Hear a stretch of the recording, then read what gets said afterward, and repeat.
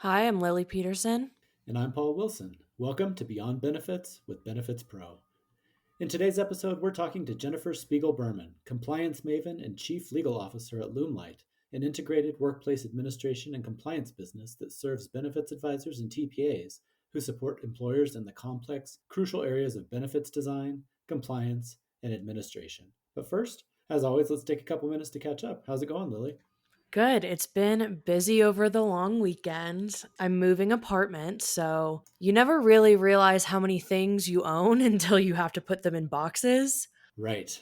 Absolutely. Yeah, I imagine that's keeping you very busy. Is your back holding up so far?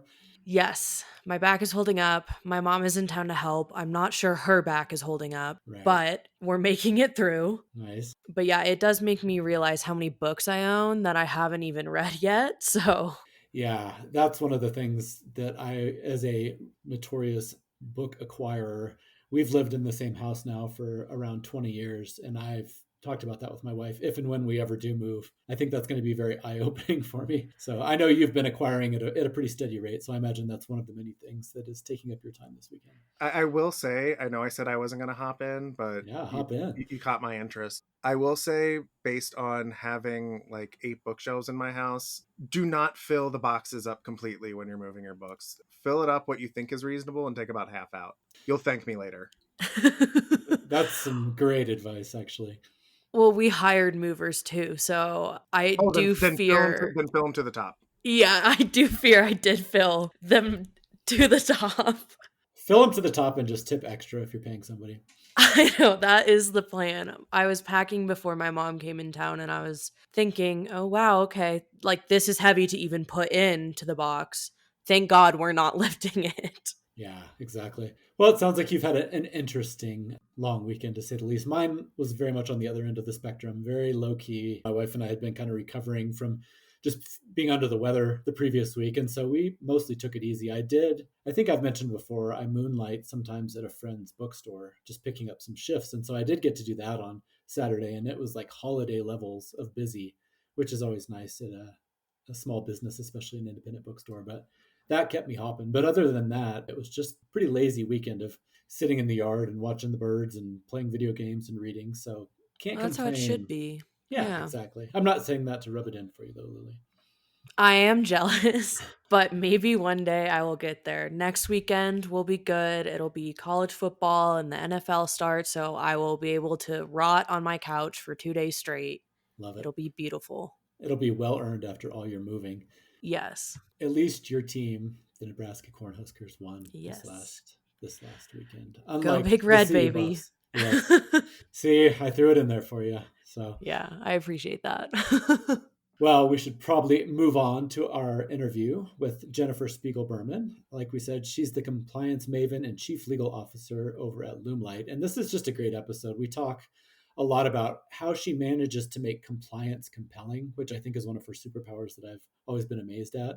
And we also talk about why compliance is no longer just a box to be checked off for benefits advisors, but actually a way to truly differentiate yourself. We go on to detail how our industry can look at the retirement planning sector for a glimpse of its future.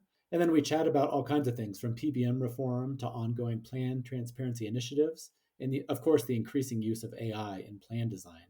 And if you stick around to the end, as always, we get some great recommendations. This time, it's all about Maryland. Jennifer has some great recommendations for that part of the country. So stick around.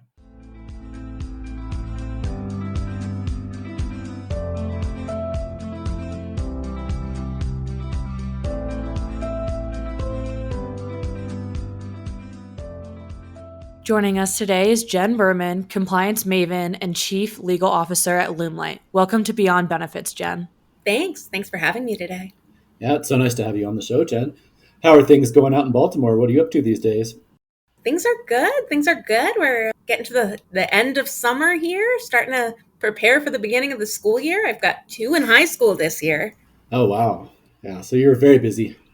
We are busy and always, following everything going on here in the world of compliance. Absolutely. And there's a whole lot of that too, which we will dig into. But to kick things off, can you just give us a little bit of background about yourself, catch people up on your career so far, and then maybe just talk a little bit about what you do on a day-to-day basis? Absolutely. So I am, I guess, first and foremost, an employee benefits attorney. I started my career off at Venable, which is a large corporate law firm. I spent a little over 7 years there practicing in employee benefits and executive compensation. Left a few years into ACA implementation in 2013 to join a boutique law firm. There were three of us, and sort of throw my hat into the practice of law in that regard. And I guess I got bored quickly. And so within a year, started a firm called MZQ Consulting, which did initially ACA reporting. We started out in the area of ACA reporting. And that was our first year or so. We were exclusively ACA reporting firm. And then we branched out into sort of all things employee benefits compliance. So plan documents, 5500s, really the sort of sky was the limit. And then as the benefits compliance world evolved, we evolved with it. So CAA came along, we started doing mental health parity compliance, RxDC reporting, things like that. So I did that for a little less than a decade, and then joined a group of compliance firms that came together over the past couple of years to form Lumelight, which is a new compliance firm. We brought together some of the best brands in the compliance space to form a firm that really specializes in being able to meet all of the compliance needs that a health plan or employer plan sponsor might have under one roof. And so today I am the chief legal officer here at Lumelight. Nice. I was going to say, you don't often hear people say they got bored, so they went to compliance. That's an interesting path to take. No, but I'm teasing you because I want to talk about that a little bit later. I think you do some magical things with compliance to actually make it very compelling. We'll get into that. But yeah, no, that's a great overview. And I'm glad you started to talk about Lumelight. And we'll bring up kind of what you guys are doing here shortly. But I know that Lily's going to help me start digging into some of specific issues that you're looking at right now. So Yeah, well, so as you've been detailing, as you know, what you kind of just said, you've worked in this space for a long time now. Can you talk a little bit about how you've seen the industry as a whole and also the role of the advisor change over time? Absolutely. And it is certainly an evolving space. So I vividly remember back around the time of ACA implementation when so many brokers, and I will call them brokers on purpose, would come to me and say, this ACA stuff is just all too much. I'm going to retire because the rule there's too many rules. It's too complex. I just can't do it. I'm out. And that was just such a theme of what I'll call the early days, the first half of my career. And the ACA was really the first big law of my career. So on the health and welfare side, because when I first started, I remember I got to work at Venable and I said, I want to do health plan work. And they were like, yeah, that's great. We have cafeteria plans and we have HIPAA, but nobody really does anything with that. So we'll give you maybe 10, 15 hours a month of that, but you need to go and freeze pension plans and work on 401k plans. That's what I did for the first 5-10 years until the ACA came along.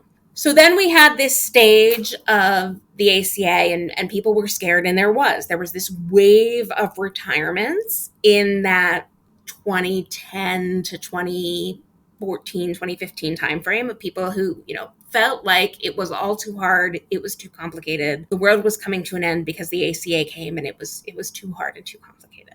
I would say that the changes of the ACA pale in comparison to the regulatory and compliance world that we have today.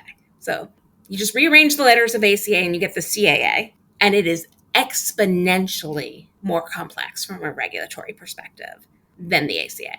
Now, the ACA certainly made big changes and there was a lot to do there. And a lot of it had to do with sort of, market reforms and things like that. But just pure compliance obligations, dramatically more happening in today's world than what was happening a decade ago.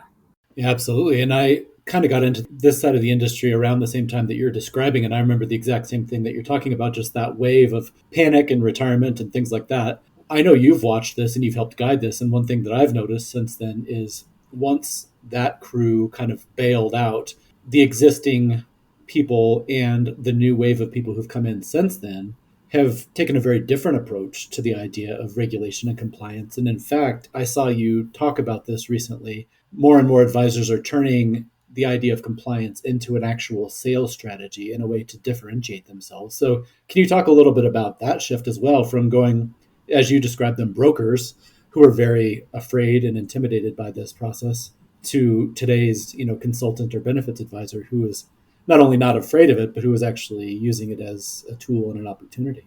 So there was absolutely, and there still is, I mean, I would be remiss if I didn't say that there's still a very big contingent of folks in the world who look at compliance as, this big, scary, we're not going to touch it, that's not our responsibility block. And then there is this contingent and understanding amongst advisors that, they are going to be that hub for all things that their client needs. And part of that is really understanding that if they're going to take that role, compliance is one piece to that puzzle. And they may not ultimately become the experts in compliance. There's still stuff that I don't know, right? There's still things that I have to look up or go find somebody who has a specialty in this, that, or the other thing. But if they are going to be the trusted advisor, the central place that their client goes to for whatever they need, they're going to need to have at least the resources and the ability to pull on those resources for compliance as well.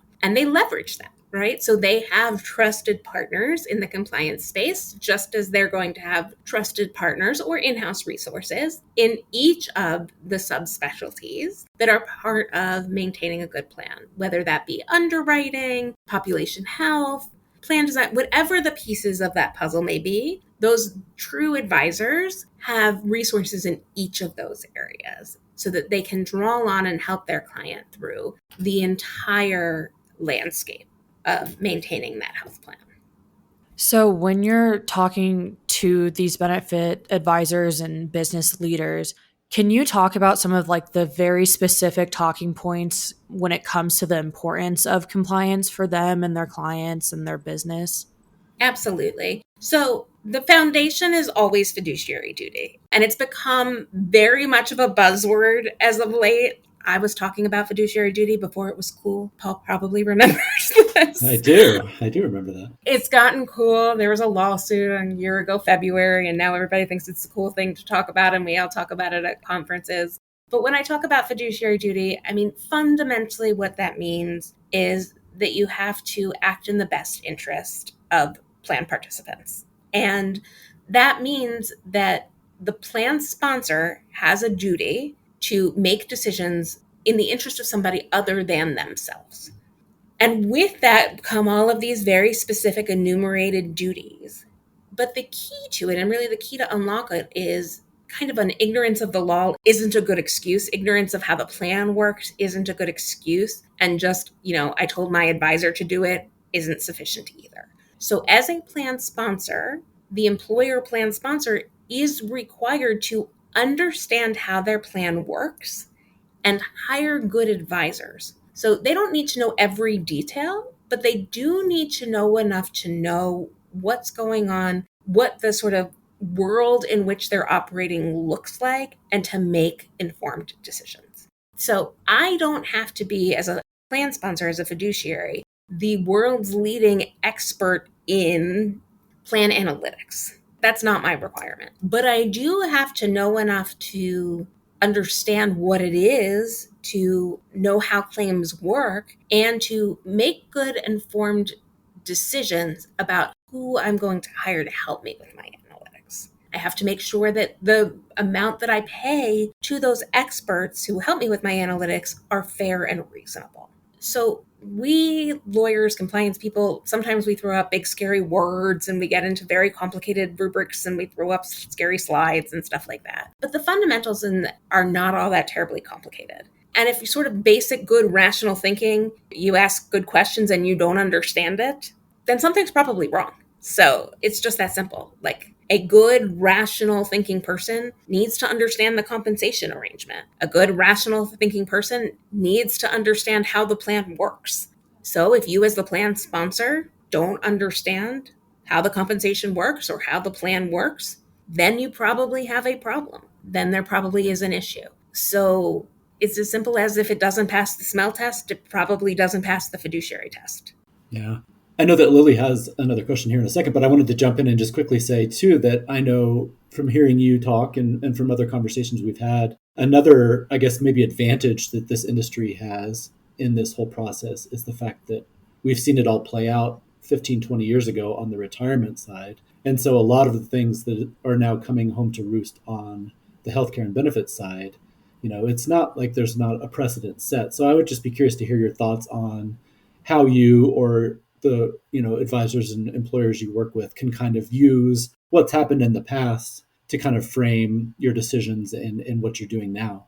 Absolutely. So when you look at the retirement plan cases, and there were a series of them, and they did play out over a very long period of time, the first thing that you'll notice and that will jump out at somebody looking at it over that 15-year period is the first cases were not as successful as subsequent cases are concerned. So if you look at many of the early cases, the first thing that will jump out at people who are looking really closely is, well, some of these early cases have been dismissed or they're not super successful, or here's what's different between the retirement plan cases and the health and welfare cases. So, maybe they won't be successful, and maybe they won't be successful, or maybe the plaintiffs haven't got it quite right yet. And I could, and many lawyers can sort of, start to pick at, here's the differences and here's why, and the causes of action are a little different, or, here's what's the same and here's what's different. All of that is true.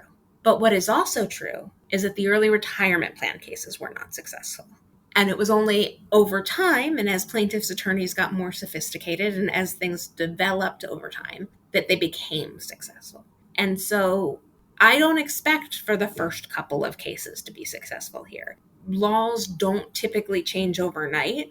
I would describe it as being more akin to water boiling. So the water gets hotter and hotter and hotter, and you can't tell the difference between water at 1 degree and the next degree and the next degree and the next degree, but then suddenly as it gets to that boiling point, now suddenly the water is bubbling. So that's what's going to happen as these cases evolve. So I do think we are going to see successful health and welfare fiduciary cases. I don't think it's going to be in 2025. It might not be in 2026 either. But the principles stand. And I also think that most employers care about the principles that stand here. So we could talk all day long here about whether or not these principles matter or how successful these lawsuits are going to be. But if you take a step back, and I know that there are many excellent advisors listening to this, most of them care about exactly the things that we are talking about here. So should a plan sponsor understand the compensation arrangements? Does it matter where the money is going? Does it matter that they understand how the plan is structured? I don't think there's a lot of disagreement about these fundamental points. So I think we often find ourselves kind of having the wrong conversation.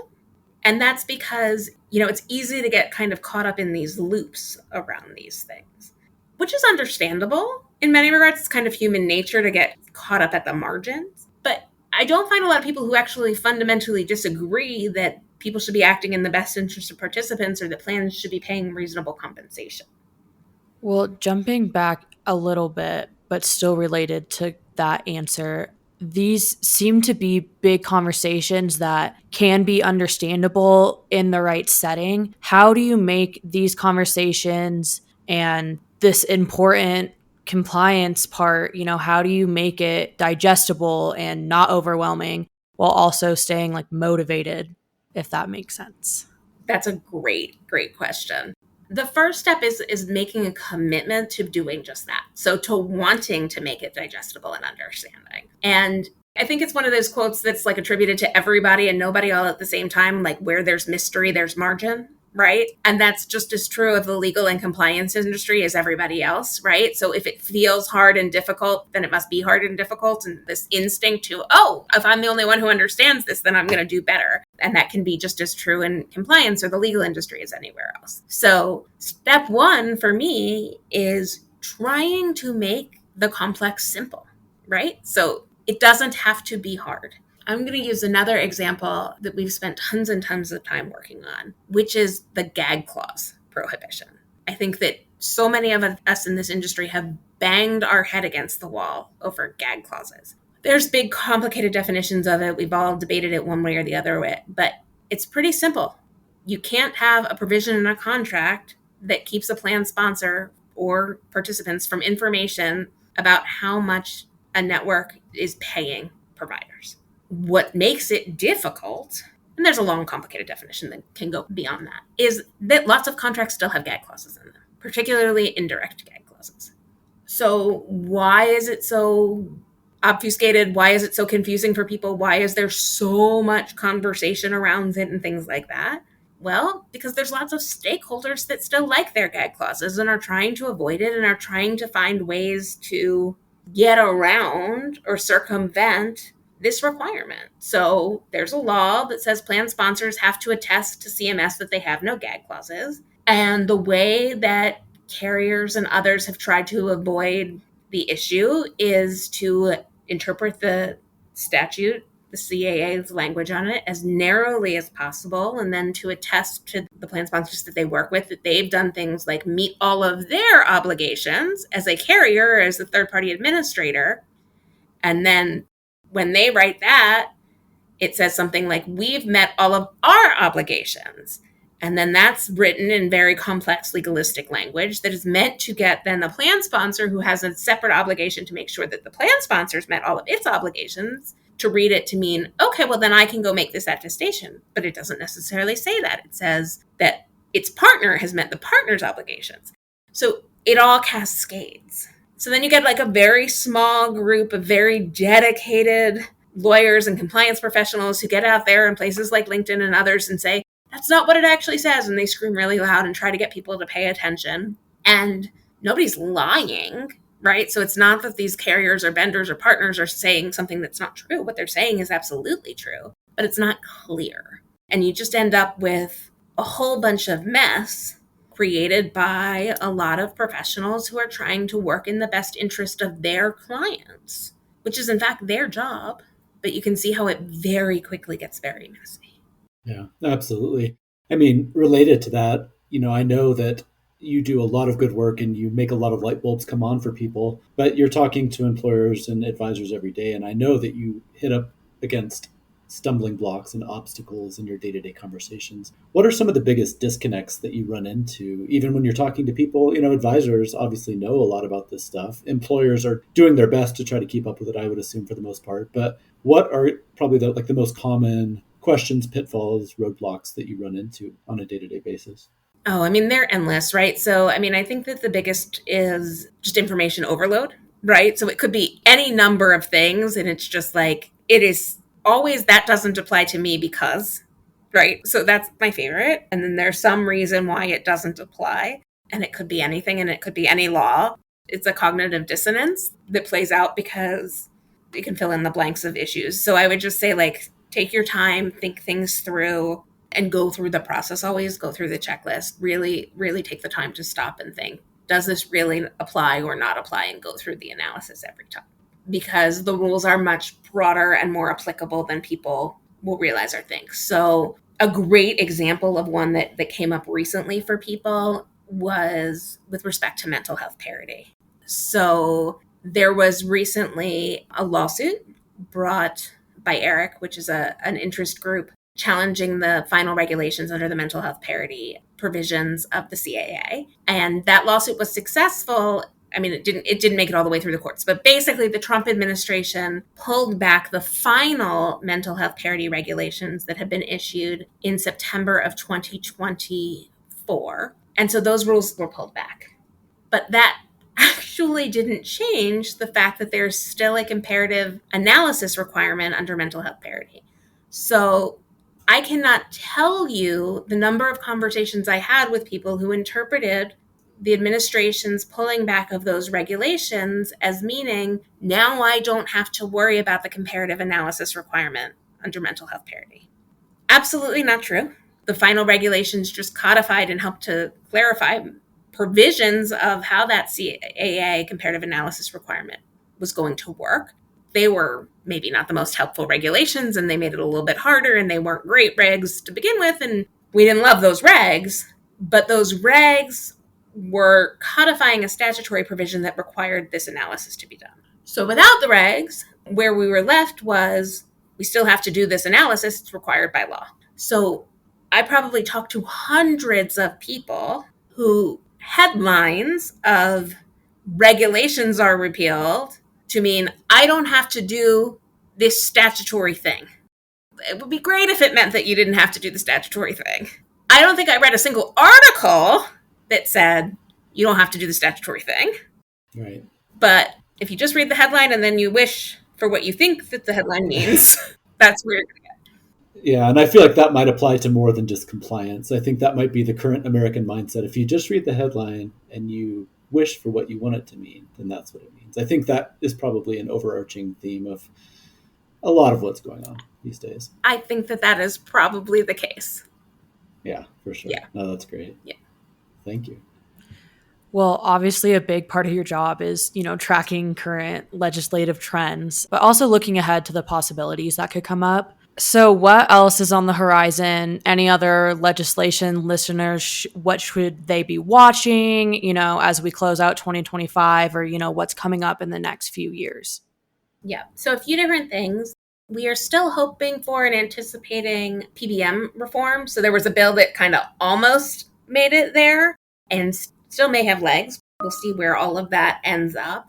There's also the issue of plan transparency. So President Trump issued an executive order early in his term directing the agencies to enforce the existing rules around plan transparency. So we both have regulations and some statutory rules there. So we're expecting a lot to be had there. Then we had the big, beautiful bill that passed earlier this summer. So that implemented some, but not all, of the legislative agenda in that regard. So lots still to be seen there, and it'll be interesting to see how things play out.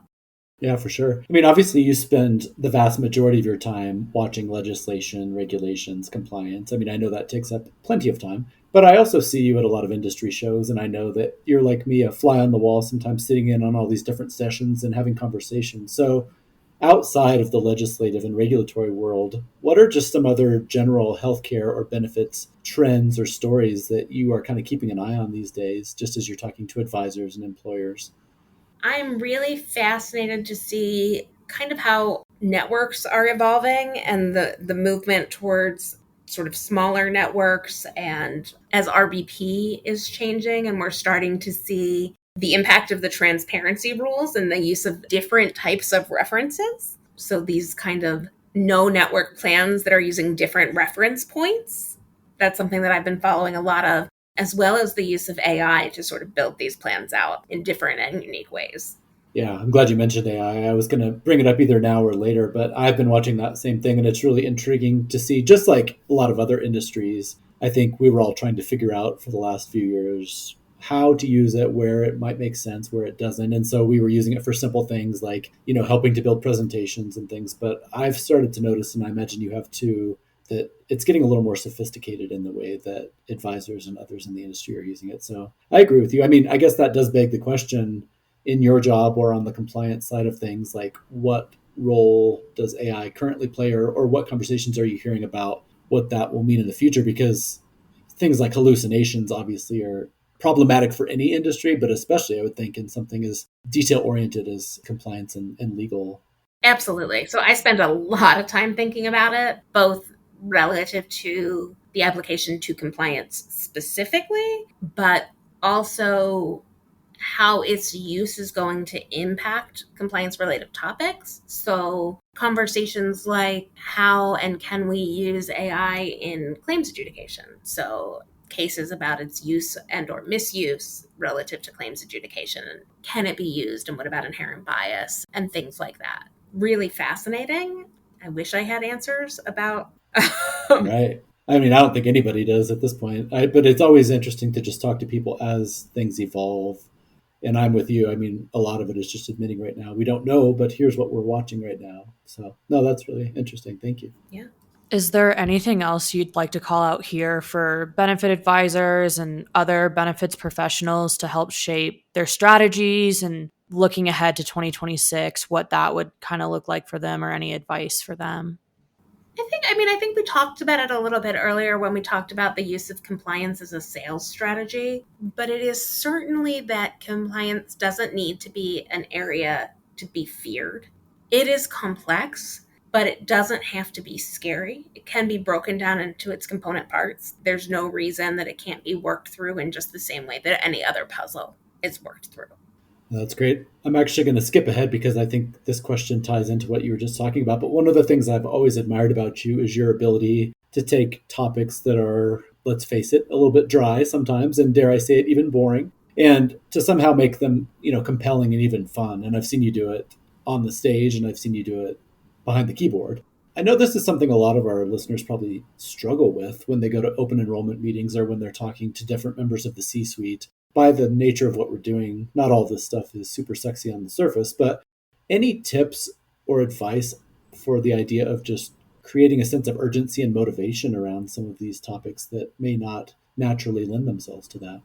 Yeah, I think the most important thing is to make it real. So understanding the consequences and what's at stake relative to compliance, but also make it accessible. So nobody is ever going to do something that they don't feel like they have some level of control over. So if it becomes this impossible goal or this thing that can never be achieved, then you're just going to get this fight or flight type of I can't do it, it's impossible, and they're just going to kind of shy away from it. So if you're able to say, yes, we recognize it's hard, we recognize that this can be a little bit overwhelming, but here's the steps to how we're going to accomplish this. Okay, we need to have a plan document. We need to make sure that we take care of mental health parity. We need to do ACA, and we need to do these 7 things. But here's how we're going to lay it out over the next 3 years. And we're going to do this, this, this, this, and this.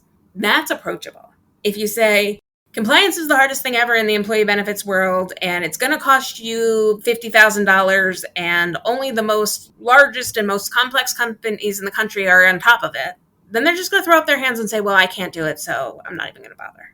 Yeah, that's great. Well, another thing that I think you do really well is humanizing these topics, and I assume that would probably play into it. But speaking of that, we talk a lot on this show, and just in my conversations with advisors, I talk about this a lot too, is just how hard this industry can be on people. It can chew people up and spit them out, especially those who are kind of on the cutting edge and trying to create change. So at our expo back in May, you gave a really powerful Ben talk about this, and specifically your own struggles with some health issues and the idea of being an overachiever who's kind of struggled with those issues and also your own expectations.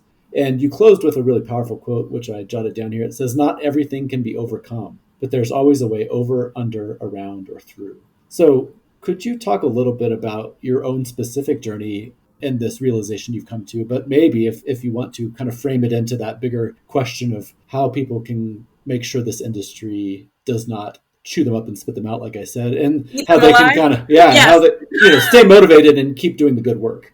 So I've talked pretty openly about my own struggle with chronic illness. I suffer from a condition called Ehlers-Danlos syndrome, which is a genetic connective tissue disease. So it leaves me pretty winded and tired some days. I can't always get done everything that I would like to do. And this industry certainly can have a grinding pace sometimes. I actually just finished a book called Shatterproof, which is a great book. I'd highly recommend it to anyone. And I shockingly found in the course of this book that the author ended up has the same condition that I do, which was a bit of a zinger as I was reading through. Yeah. But it was very, very interesting. They did all of this resiliency research, and they found in the course of the book that people respond to bad things in crisis in their life.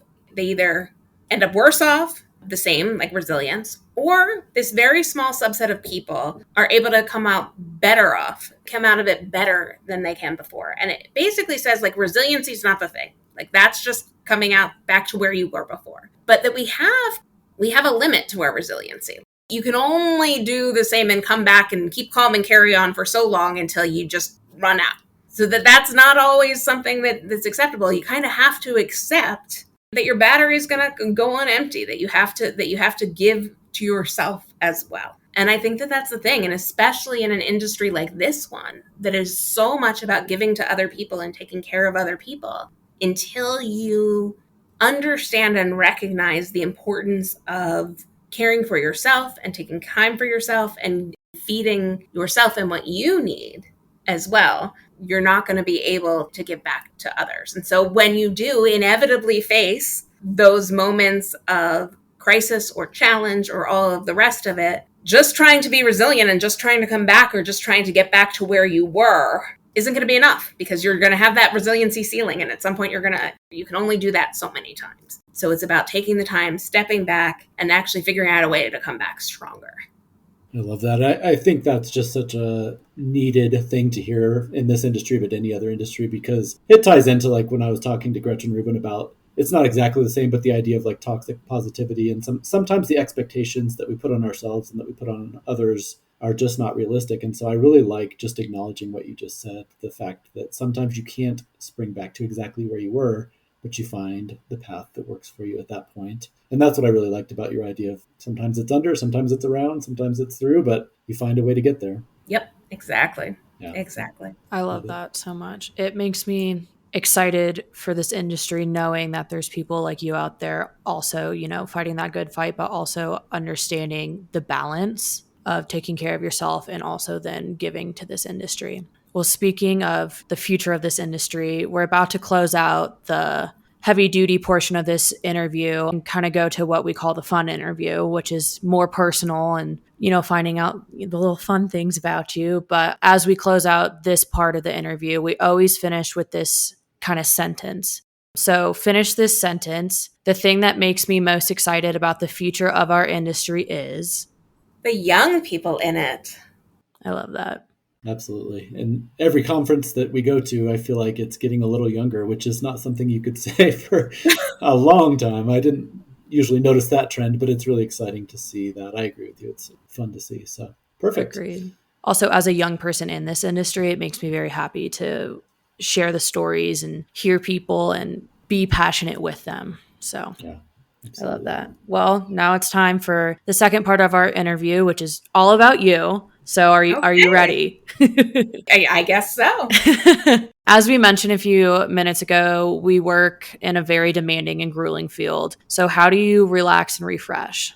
I have spent an incredible amount of time recently at horse shows. My daughter is an equestrian. Oh, cool. Yes. So Nice. like English and jumping and that English. kind of stuff. Yeah. I've been spending a lot of time hanging out with the horse and going to horse shows. And I don't ride them. I'm not particularly interested in getting on them, but I love hanging out with them and I love being with the horses. And it's just been unbelievably fun. Well, That's amazing. awesome. Is that a culture or a subculture that you had any familiarity with before, or you just jumped? Okay. None. No. So that's got to be quite an experience.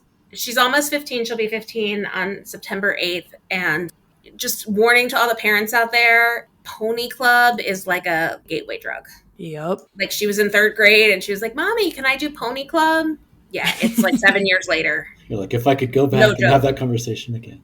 Yeah, exactly. Yeah. No, I do love it. Oh, that's really cool. It actually makes me think of Bob's Burgers with Tina, how she's a horse girl. And I don't know if you guys saw the episode, but there's one where they don't actually ride horses, but they're just doing like the pretend.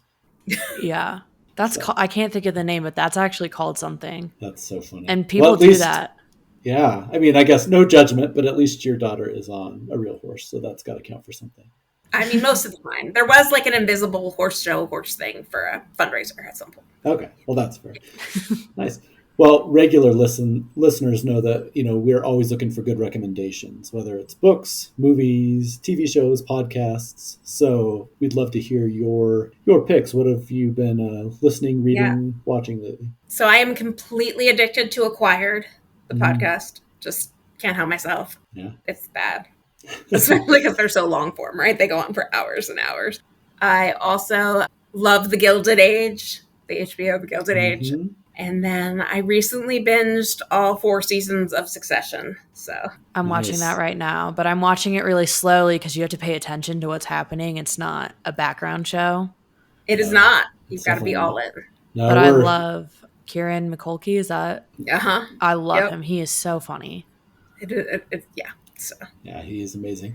We've actually been watching that too, so we're partway through season 2. Yeah, just such a it's amazing how certain shows just have it, whatever it is. And I think I know a lot of what it is great writing and great acting, but it's just interesting how certain shows, like there's just that spark that sets them apart. And that's definitely one that has it. Yeah. So perfect. Well, that's great. And I like that you're in it for the long form podcast too, because as an old school journalist and somebody who likes to read a lot of big books, it's just nice to know that there are still people out there that are consuming different forms of media and they don't need always the bite-sized stuff. So good. No, I really do like the long form. Yeah, absolutely.